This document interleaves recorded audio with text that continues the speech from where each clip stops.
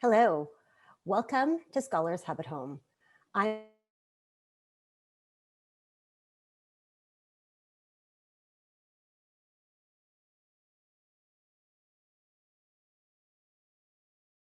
relational lectures by academics from York.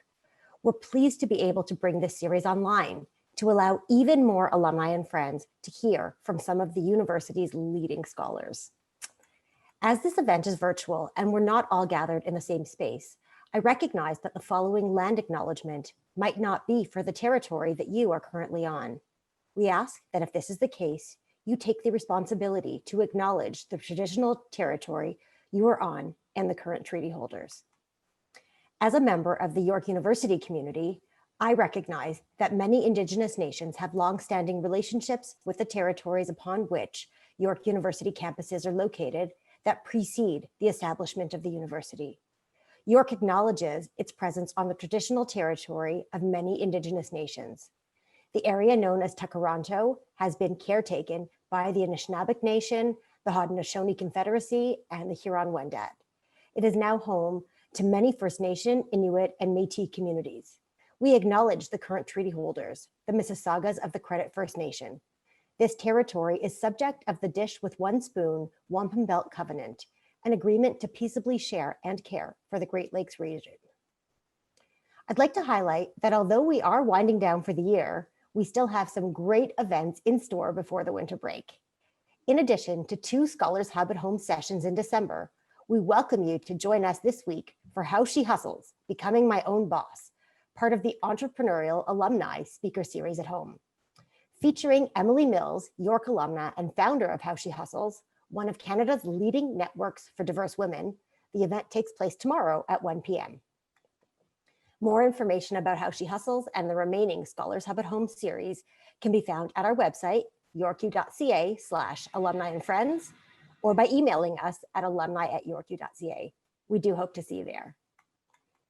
As those of you who have joined us for previous events will know, we always like to get to know our audience a bit better by asking a question. So today's question is, how often have you attended Scholars Hub since the beginning of September? The poll should pop up on your screen, and I'll give everyone a moment to respond.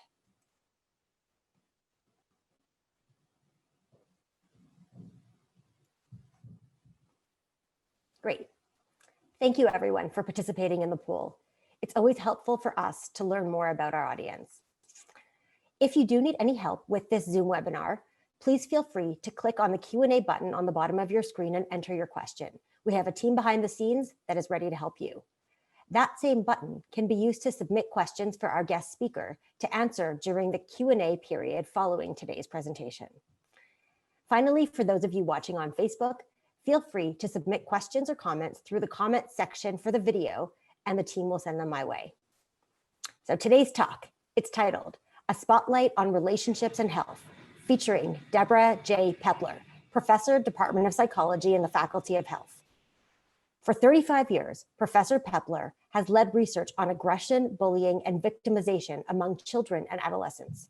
Her programs of research on peer and family relationships have been embedded in educational, clinical, and community programs, including SNAP, the Stop Now and Plan program for aggressive children at the Child Development Institute, Breaking the Cycle, which is a program for substance-using mothers and their young children, Pine River Institute for Youth with Addictions and Mental Health Problems, and the Canadian Red Cross Community Mobilization and Wellness Programming in Indigenous communities. Her research has informed practice and policy related to children and youth's relationships and violence prevention. Welcome, Debra. It is such a pleasure to have you join us today. Thank you so much. I am just delighted to be here. It is really wonderful to be able to share one's passion for research with others, with alumni from the university. Also at this particular time, I felt it was really a privilege to talk about what we know in terms of relationships and health, because our relationships now are really constrained. And so I thought I'd take a little bit of a glance at that and help and engage in some conversation around that. So thank you for the opportunity. Um, it's interesting and something that we perhaps don't think about every day, but throughout the lifespan, from birth to the end of life, the quality of relationships shapes well-being.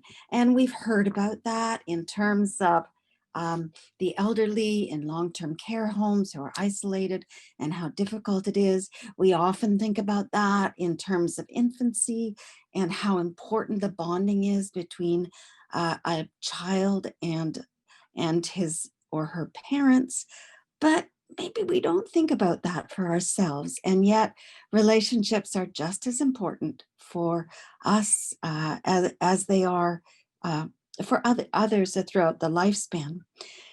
So I don't know about you. I found this time of COVID very difficult, and wanted to invite you to reflect on it.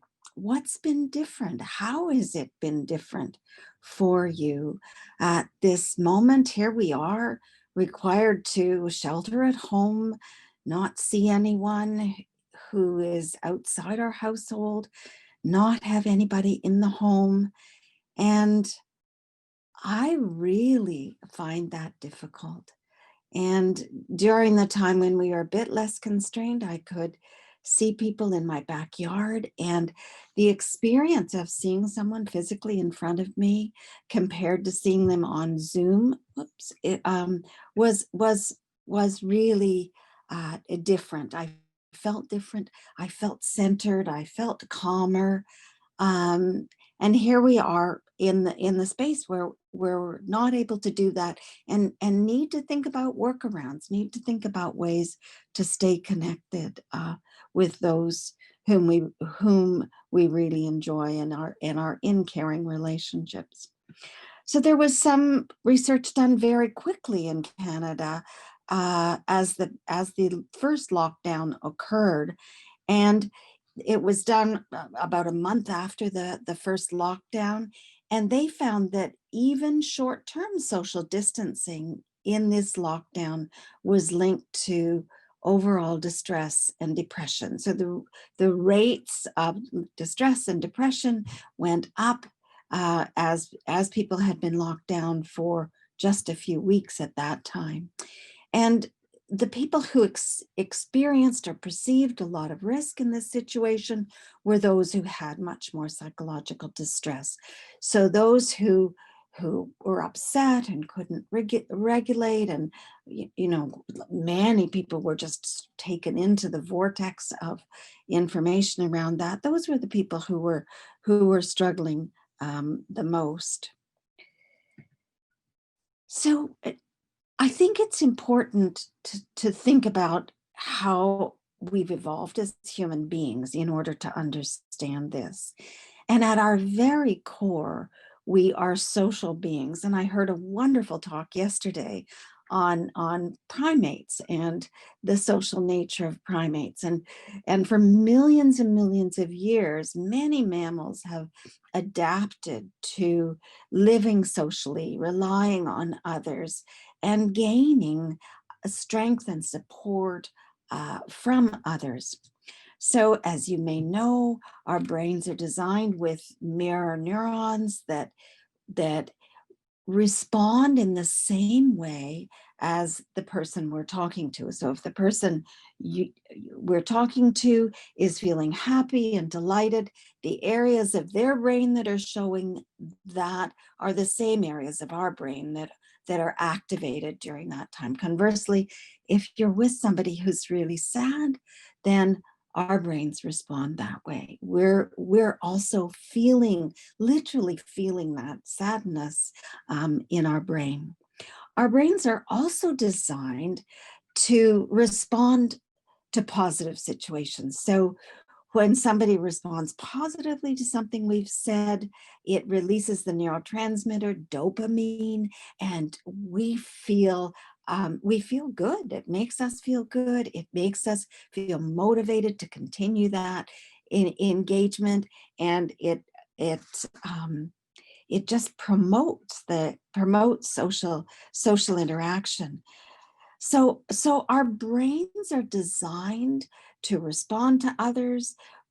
As children develop, they very quickly develop the ability to understand that other people are thinking differently from them, to be empathic to others. It's called theory of mind. It's really important.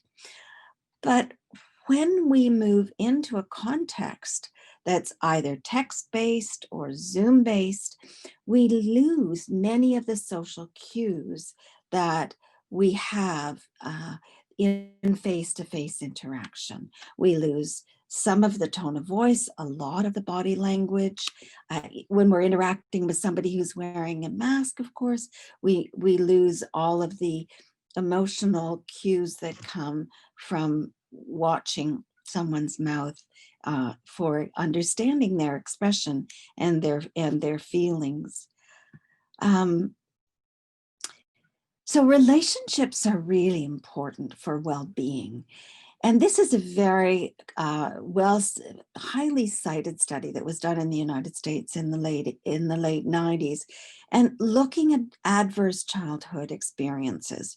What they found were children who grew up with various stressors, and you can see what they are. 7, in the original study, they looked at 7 physiological, physical or psychological, physical or sexual abuse, witnessing violence against a mother, living with household members who were substance users, who had mental illnesses, or whoever were imprisoned.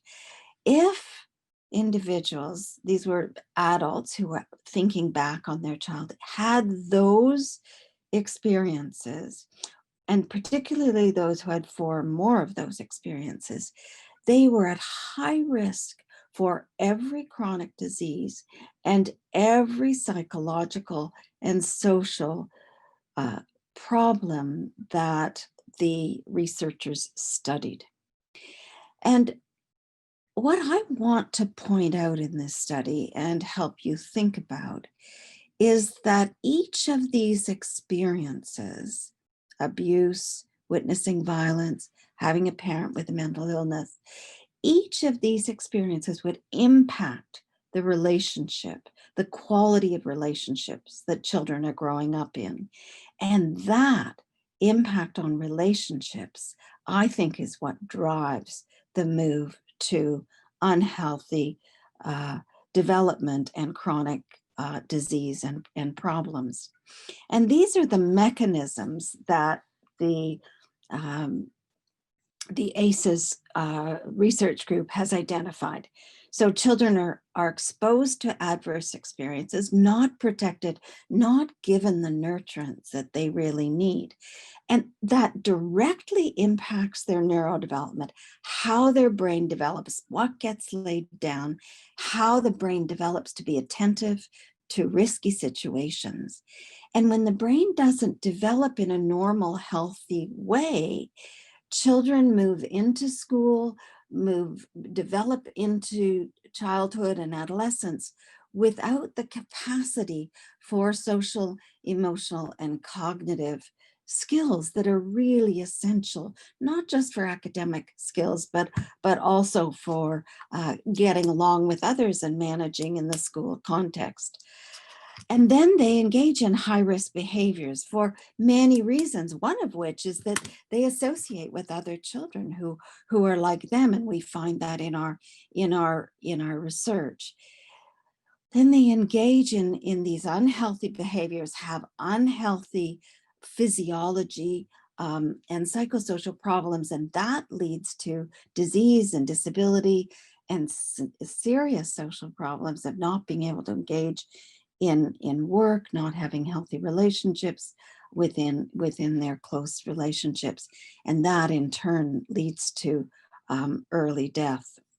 So we ought to be concerned about the quality of relationships for children and youth, but also for each of us. And as we were doing this work, the first 30 years of my career, I focused on what went wrong in relationships. And in about 2010, I started to flip the coin and say, well, wait a minute, let's focus on what we need to do to have relationships go right so that they promote health. And I was challenged by the Public Health Agency Canada, like, what do you mean by a healthy relationship? And it led me to think a lot about that. And it's a relationship that help children and youth and us as adults feel valued, feel safe, feel like we belong. It's a relationship that helps us to develop a wide range of capacities and skills and knowledge. And it's in the context of a caring, secure relationship that children will go out and try things that are new and recognize that they won't be criticized. They'll be supported in doing that.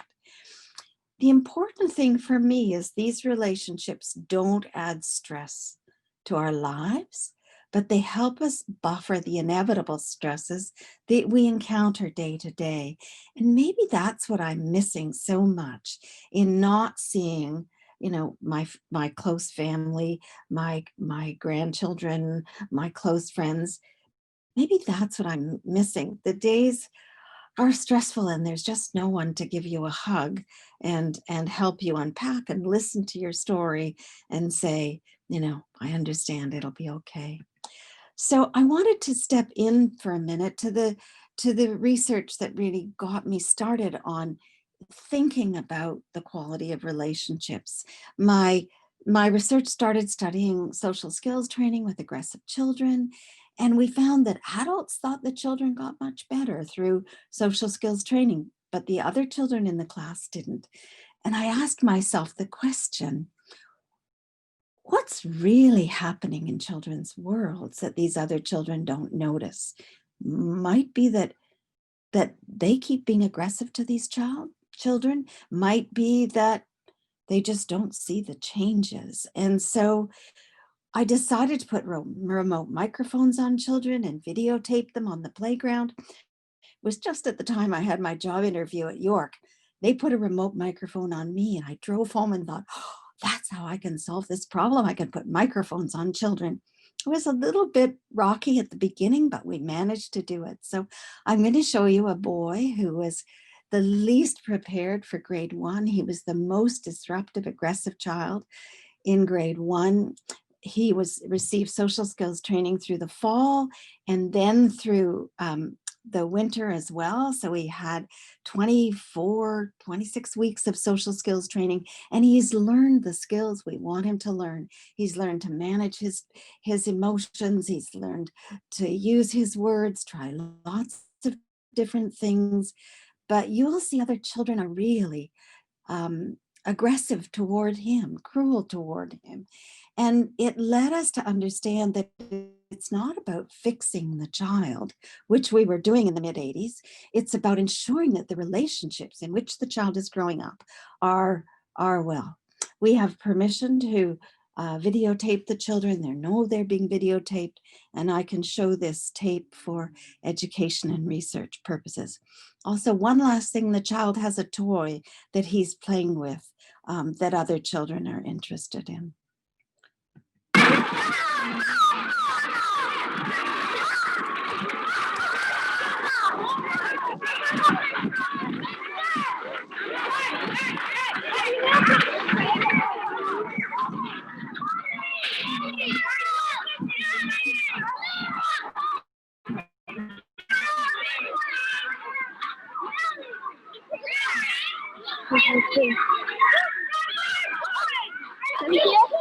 Oh, give me it. It's not yours.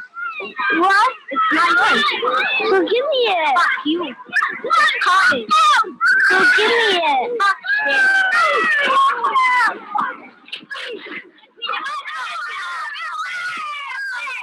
Contact. I'm gonna have to play with it anytime I want.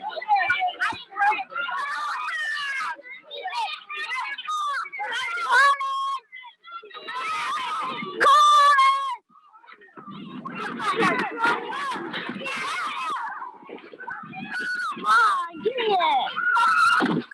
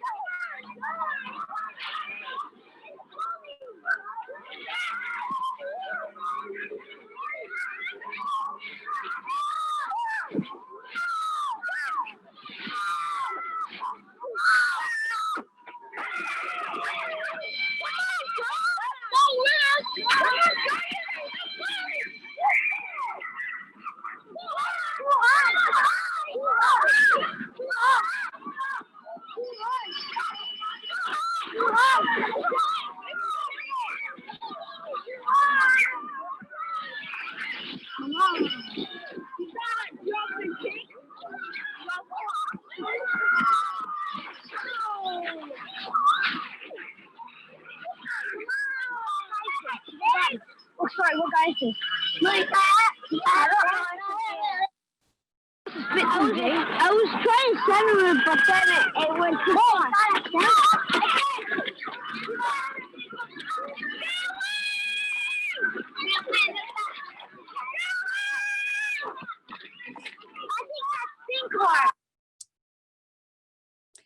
So here's a child whose family didn't have the capacity to provide him with all of the learning experiences he needed to get ready for school. He's a disruptive child in the class. Other children don't like being with him, or at least didn't when he was highly aggressive. That seems to continue now. It's as if he has a sign on that says, pick on me. He's alone. He's not supported by other children on the playground. And you can imagine that the teacher expects he's going outside to have lots of fun and get rid of the ants in his pants. And truthfully, he comes back into class feeling isolated and alone and really struggling with the social experiences he had. So what we learned from this is we helped this little boy develop social skills. We were able to fill him up with the skills that he lacked, help him solve social problems, but we did nothing to change the quality of his relationships. And consequently, the skills that we taught him weren't particularly adaptive for him. And it was the privilege of stepping into these children's lives that really enabled us to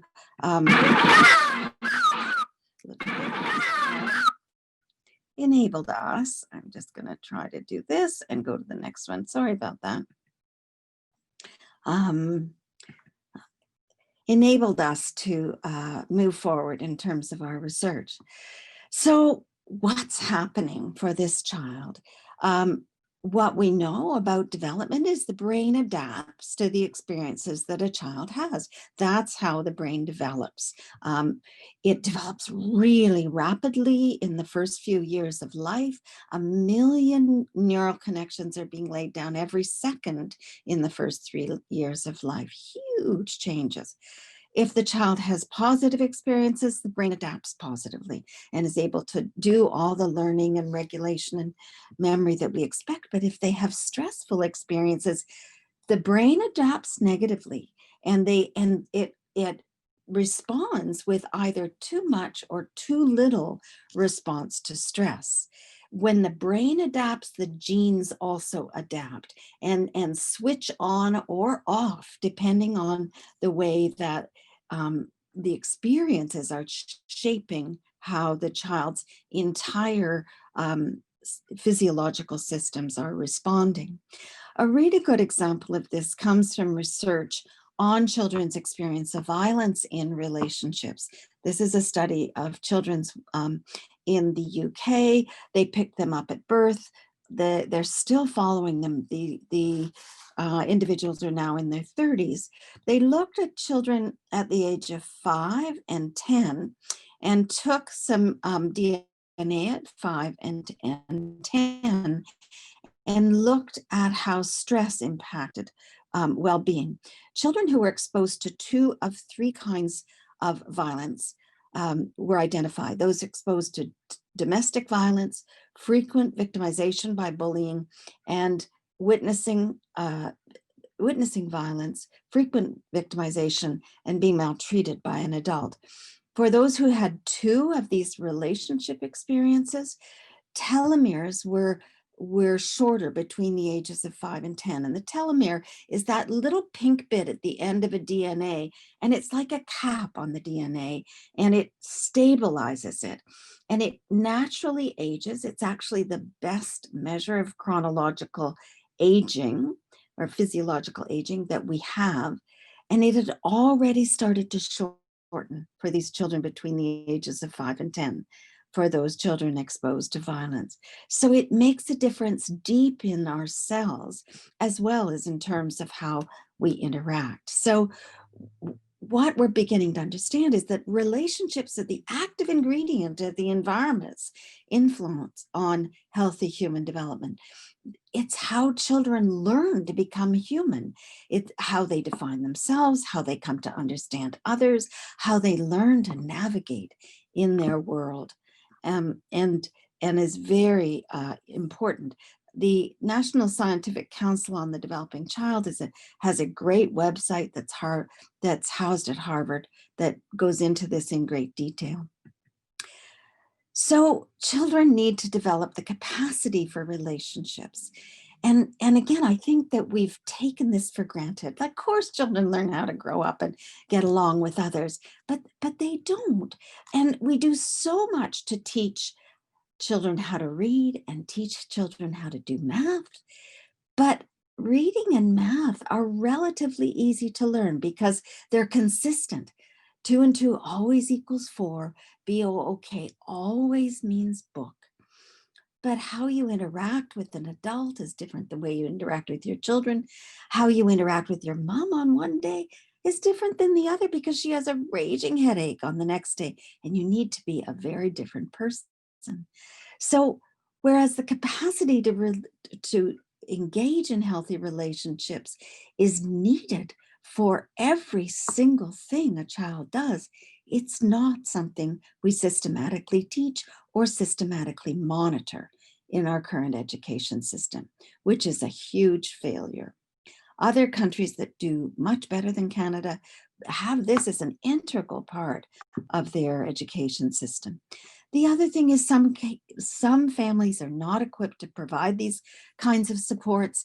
And I know about those families because I've had an opportunity to work for 25 years at Breaking the Cycle. And I've met women who themselves have been abused, who've grown up as children in very violent families, who've had partners who have abused them. And these women want to be the very best mothers they could ever be, but they've not learned. They've not been able to trust and be supported in the way they needed support to mother. And that's what the program helps them do. It helps them with their health, it helps their child with development, and it helps them learn how to interact positively with their children. So how do we build healthy relationships? Well, most of all, it means being attuned to the children and youth in our lives, stopping and recognizing what's happening in the moment. And is that helping them to feel valued, helping them to manage the stress in their lives? Or is it undermining their sense of being valued, their sense of being belonging, being supported? Because and lots of children make mistakes, and that's how they make mistakes. But I learned from an Inuit elder that the most important thing to do for them is to honor mistakes and not criticize, be constructive, be supportive. When children and adolescents and we as adults are learning, that's what motivates us and engages us. We also have to be aware of children with potential problems because some children are born with neurodevelopmental difficulties, and we can see them early. In fact, if we wanted to reduce crime in Canada, there's 7 years of warning for when a child's going to move into delinquency. We know who those children are almost the moment they walk through the door of kindergarten. So we have to help them with their relationship capacities. The earlier we intervene, the more important it is. But it's not like fixing a Band-Aid at putting a Band-Aid on. It's more like a dental model. At every stage of development, there are new challenges that require new developmental capacities and new supports for them. We need to ensure that relationships around children are connected. So reaching out in a caring way to a home and connecting with school, between a child in sports or in the community. We need to surround children and youth with support in order to ensure that all of the relationships are working positively. And really what we need to do is support the most vulnerable children, youth, and families. They're the ones who need the most help. Those are the parents who then, when they were children, their rights weren't upheld. So they just don't have the capacity to support their children. But we as a society can do that and truly make a difference in not only the healthy relationships, but the healthy development of children and youth. So what I think I've been learning more than ever is that life is really all about relationships, and we're learning that in these difficult times. Across the lifespan, well-being depends on healthy relationships that provide both nurturance and support and mitigate the stress that we inevitably experience. This is important in our homes and families, but also in our schools, in our communities, and in our workplace, and in the broader society. So really want to take this time to thank you for listening to my science, because I think when you understand a little bit of the research that underlies some of the recommendations for how to be in relationships, it helps you engage a bit differently in the moment-to-moment interactions you have in your life. If you're interested, I'll direct you to prevnet.ca, which is a network that I helped co-found on promoting relationships and eliminating violence. And also I'm working on a blog called Growing Healthy Children, and it should be launched in the next few months. And it's going to have lots of strategies based in research for how to support children and youth to grow up in healthy and happy ways. So I'll leave it at that, and look forward to some questions. Wonderful. Dr. Pepler, thank you so much for sharing your research. It was so interesting and engaging, both from an academic perspective and as a mother of two tweens, I certainly found myself riveted, and we'll definitely look at my own mothering through a different lens. So thank you so much. The questions have been flowing in, and for those of you in the audience who don't know how to ask your questions, at the bottom of your screen there's a Q&A button. Please feel free to type in your questions and I will read them on your behalf to our speaker today. And for those of you who are tuning in on Facebook, you can use the comment box to put in your question, and we will do our best to get to them in the time we have allocated. Okay, so I'll start with the first question, which is, how well do we do in Canada on children's healthy relationships at home and at school? Oh my, this is really, it's really a sad story. We do dismally, quite frankly, related to other countries. There was a recent UNICEF report, you may have seen it in the papers, and Canada ranks 30th of 38 countries, rich countries, OECD countries, on the well-being of its children and youth. And I ask, how can that be? How can a country as rich as Canada, as diverse and resourced as Canada, do so poorly? And in fact, it's relationships and well-being that pull us down, mental health that pulls us down. We do very poorly on life satisfaction. Our youth report that they're 28th out of 30 countries on life satisfaction. We fall 27th out of 38 countries on saying that children saying they have support from their families, and 23rd on frequent bullying. We're actually slipping in terms of the quality of our relationship. So there are two things that are happening, and I'm so passionate about this.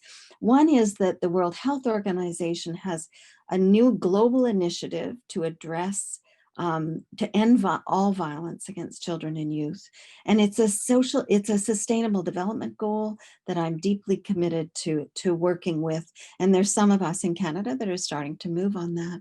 And when the UNICEF report came out, very quickly a couple of key organizations focused on children, youth, and health came together to inspire Canadians to do better. So I think it starts at home. I think it starts with us. So take the time to be with any children and youth in your lives, and and just recognize that their lives are stressful too, and they need our support and nurturance much more than they need our criticism. Thank you for that. So you referred to bullying. Is bullying just kind of kids being kids, or are these the kind of unhealthy relationships that you're talking about? So I started my research on bullying in the late 80s, and that was what people thought, oh my goodness, what are you doing? This is just what happens, kids being kids. Boy, there have been big changes over the last 30 years. The awareness is so high, and there have been a few high profile cases of bullying, but it goes on, and it takes many forms. LGBTQ youth, sexual minority youth are high risk for being victimized. Children who are different in some way, they may have a developmental disability, they may be from a different race, are at risk.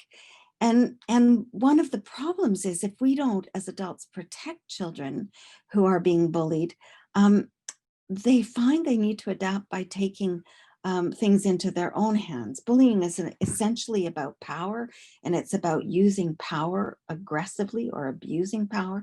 And these children find that they actually have to start bullying themselves in order to feel safe. So we are doing abysmally, and our rates of bullying have increased over the last 4 years rather than decreased, the rates of victimization by bullying. So it's a bit of a red flag. In our data, we did a longitudinal study of children from the ages of 10 to 17, and those children who bullied at a high rate were most likely to sexually harass. They were most likely to be physically aggressive with their dating partner. They were the first into substance use, and they were most likely to engage in delinquency. So if we can identify children who bully and support them, not punish them, because punishment shows that the person who has the power gets to cause distress to the person who doesn't have the power, but help them learn the things they need to learn in order to have healthy relationships. So we haven't solved the problem yet, even after 30 years of work. Right. But I know with my own kids, I see steps in, moving in the right directions, and the incidences that they experience certainly feel different from what I experienced in the 80s. So I think there are good things happening and sort of reason to be optimistic.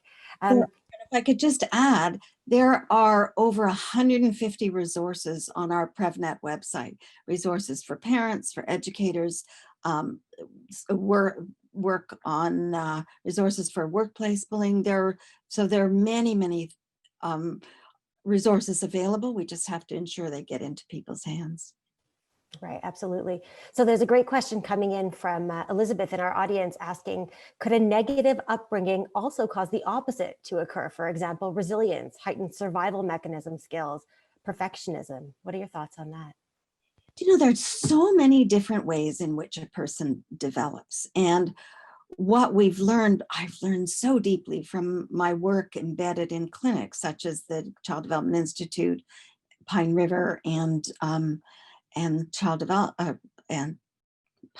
Pine River and Breaking the Cycle, is that we can shift developmental pathways. Absolutely. The interesting thing about resilience is it's much less an individual capacity as it is ensuring that the social supports and recognition of the child are in place. So if a child who's struggling finds one caring adult in school, this is again research out of the UK, it can shift them onto a positive pathway.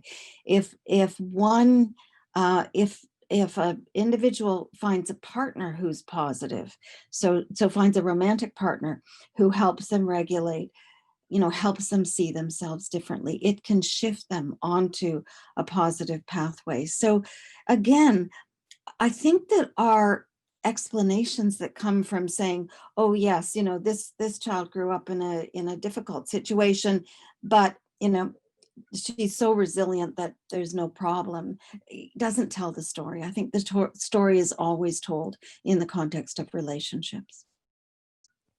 Right. So speaking of relationships, and you spoke to COVID and how it affected you personally, Sheena is asking, are you currently exploring how COVID has affected the relational aspect of child development? We are. I'm really fortunate to have a wonderful, enthusiastic, energetic postdoctoral fellow, and she and another colleague started a study like really early in May of adolescents, youth and their mental health. So I think the respondents were age 10 to late teens, and what we're seeing is that there are a lot of problems that these young people are encountering.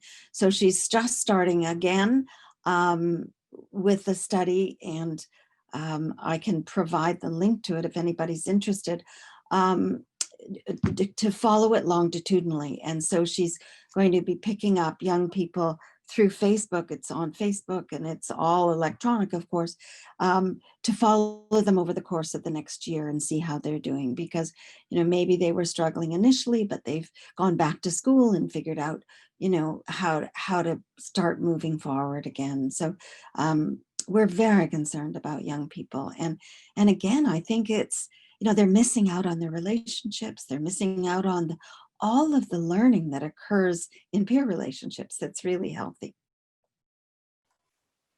Right. Certainly so challenging. To bring another question in, do you know if there are plans to include relationship learning in elementary schools in Canada? There are plans. Our Canada is so diverse, and education is, of course, controlled by the provinces and territories. So it comes onto the radar, but it seldom gets picked up, and I think that's a big problem. There is an adage, there's a saying that you measure what you value and you value what you measure. And in 2003, I had a wonderful opportunity to go to the OECD in Paris and talk about how we should be measuring relationship issues. And it's slow.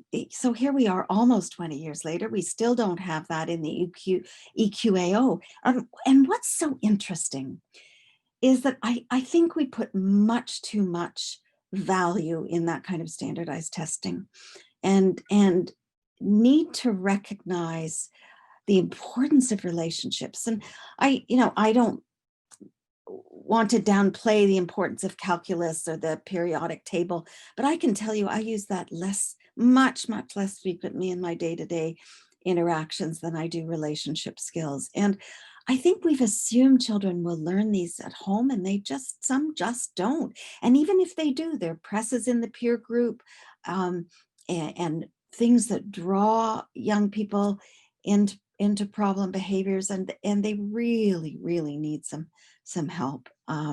These need to be front and center on our education agenda.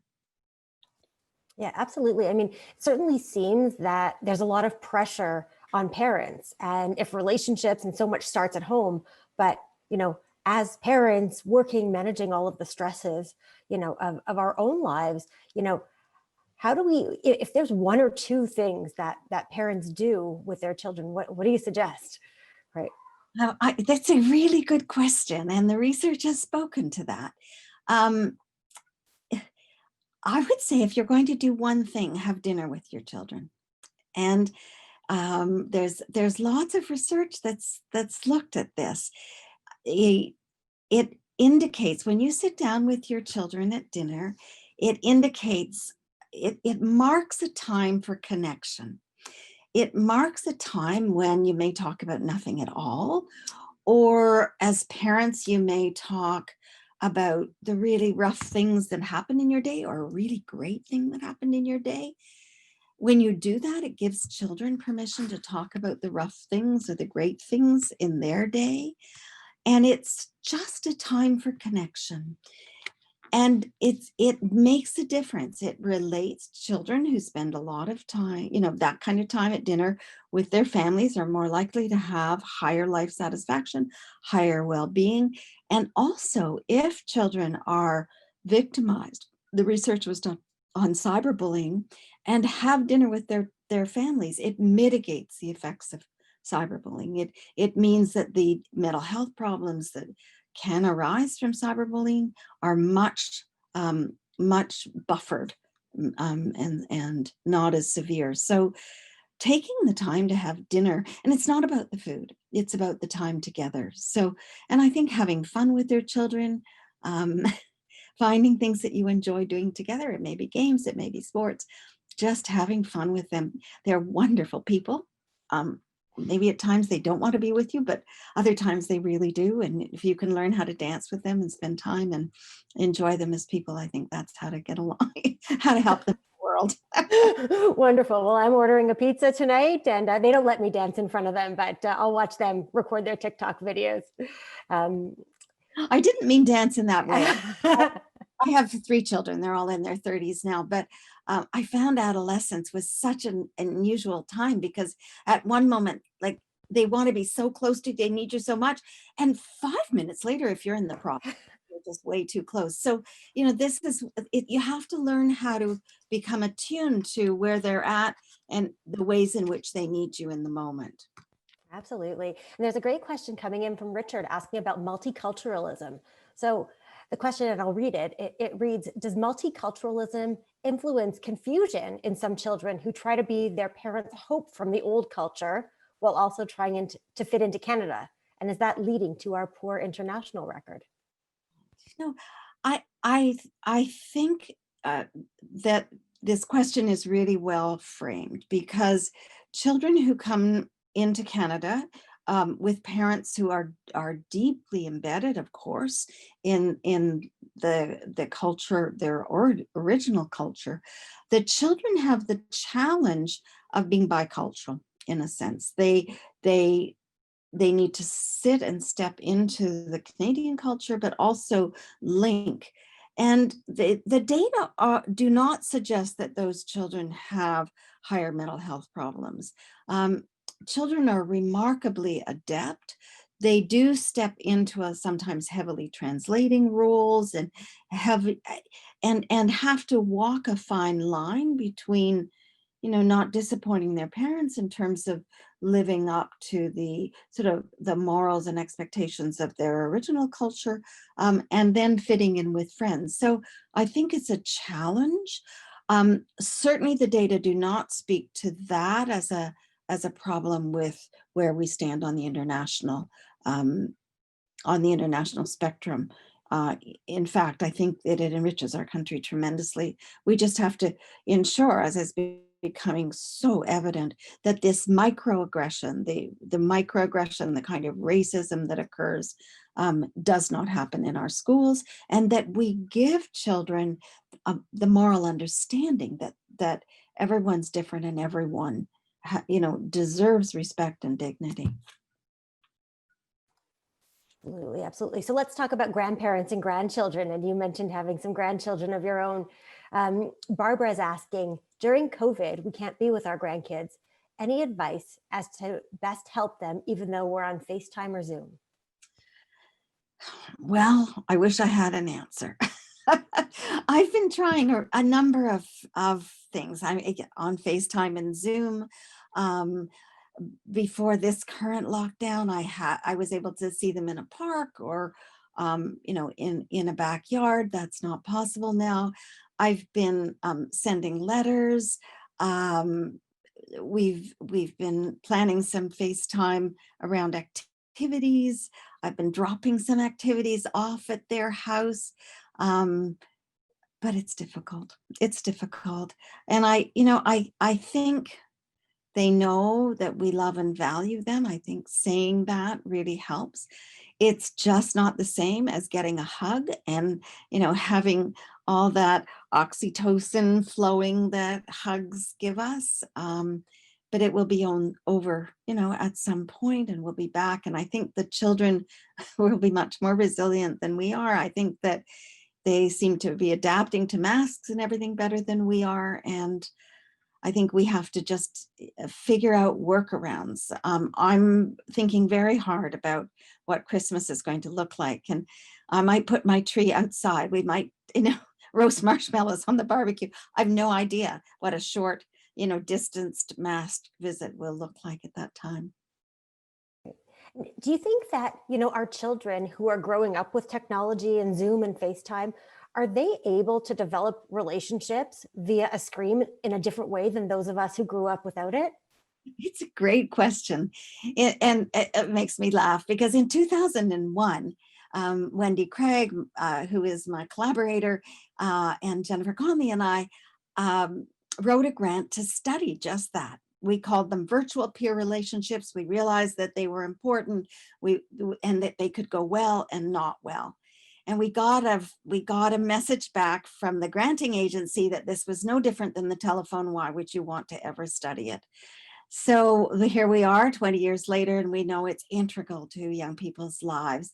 I think they're adapting. Young people say they'd rather text their friends than speak face-to-face, something that I simply can't understand. They will be forever embedded in a digital world, and I think we need to understand that. I think we need to honor it. That being said, I think our schools and our homes, our families need to teach digital citizenship. How do we have social responsibility online? What's okay? What's not okay? How to signal something that's not okay? Let's talk about it if you're feeling uncomfortable. Because we have to keep those lines of communication open, because all of that communication is going on beyond our reach and beyond our hearing. So the challenge is that those families where there's strong connections and there's good trust, and where young people will talk about things that they're worried about, are the families whose children will connect with them around the difficulties. If your children think you're just going to criticize them and take away their devices, they'll never come forward because it's too risky for them. Right. Really good point. I'm going to ask a question that's coming in from Facebook, and that's: if a child has already been impacted and is already labeled as delinquent and is refusing to engage in any treatment relationship, what strategies can you recommend in order to support?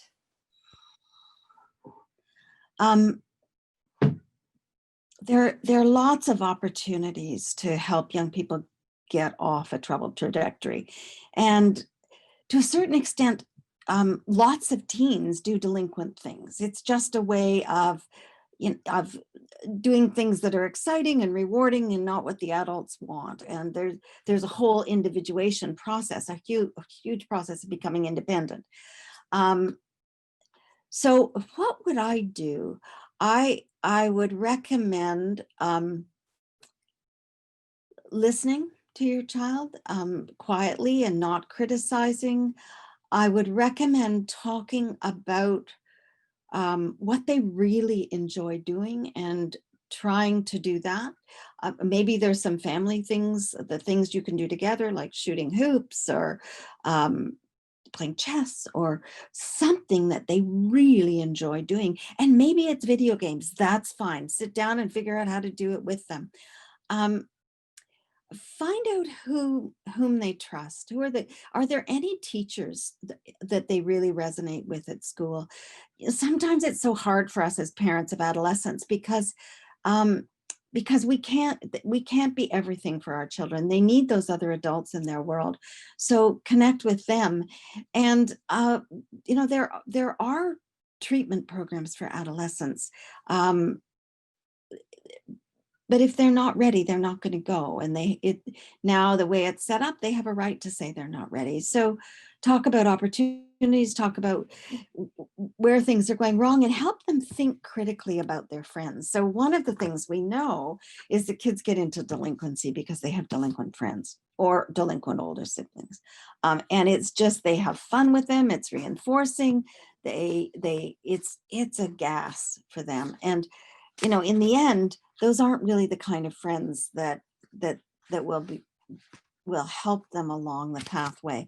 And so without being highly critical about the friend, help them think about whether those friends are really good friends, and maybe try to get them into situations where they'll meet some people who can, so hard right now, but who can engage them in really positive activities rather than negative activities. But I think most of all, honor their mistakes, set limits, expectations, but but ensure that you're being supportive, because they really don't need to be ground down. I'm trying to think about, I'm pushing schools a bit. These are my new thoughts to respond to young people who are struggling with a developmental perspective rather than a discipline perspective, because I don't think discipline perspectives teach them anything. If you sit a child on a bench for 2 hours, what are you really teaching them? That the person who has the power gets to distress the other. If you have them read a book and talk to you about it, or watch a movie, or do some helping in a younger classroom, it's teaching them something that they didn't have an opportunity to learn. So that would also be my thought. Wonderful. Thank you for this. We have so many more questions that unfortunately we're not going to have the time to answer, but you have given us a number of resources that we can go to for more information. So I will ask you, Dr. Pepler, do you have any last thoughts that you want to leave our audience with before we wrap? Just to say thank you for the support you're giving the children and youth in your lives, to know that it's really important that your love and care and your acceptance, your recognition of them just as who they are, is critically important to their well-being, to their mental health, and to the way they're going to be able to move forward in the world. So thank you, because it takes all of us. Well, thank you. And there's an outpouring of support and positive feedback to this past hour that we've spent together from our audience. And so on behalf of all of us, Dr. Pepler, thank you for being with us. Thank you for the work that you do and the importance that it has. And just keep it up. We wish you health and wellness. So thank you for being with us today. Thank you so much. Okay, and I'm just going to allow you to turn off your camera, and I'll just wrap up with a little bit for our audience. We do thank you so much for joining us today, and we have one last poll question for you, and it should appear. We're planning our Scholars Hub events for 2021, and we do want your feedback. So what would you like to see as part of the Scholars Hub at Home experience in the new year? If you could just take a moment or two to answer that, that would be much appreciated.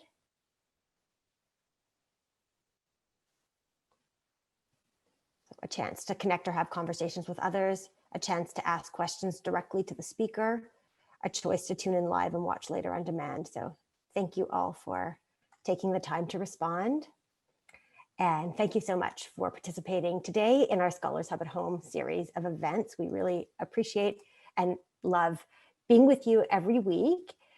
Today's talk, some of you asked, is recorded, and please feel free to share it with your friends. It'll be posted on the York University Alumni YouTube channel. You're also welcome to join our LinkedIn group or follow us on Facebook by searching York University Alumni, or follow us on Instagram and Twitter at YorkU Alumni. We're always interested in hearing from you about the topics you're interested in learning about, so your suggestions and feedback are welcome. Reach out to us on our social media channels or email us at alumni@yorku.ca. Just a reminder that the Scholars Hub is taking place 2 more Wednesdays at noon before the end of the year. We have a talk on December 2nd with Dr. Mamuji, and the topic is expanding the narrative on anti-Chinese stigma during COVID-19, understanding community complexity and capacity. And then on December 9th, we have Dr. Rosenbaum, who's going to talk about memory and decision-making in the time of COVID-19. After these December sessions, we'll be taking a break, but we'll be back with you in the new year, starting on Thursday, January 21st, with a special Scholars Hub edition about the US inauguration. To learn more about these events and others, please visit us at yorku.ca/alumni and friends and click on events. Thank you all and be well.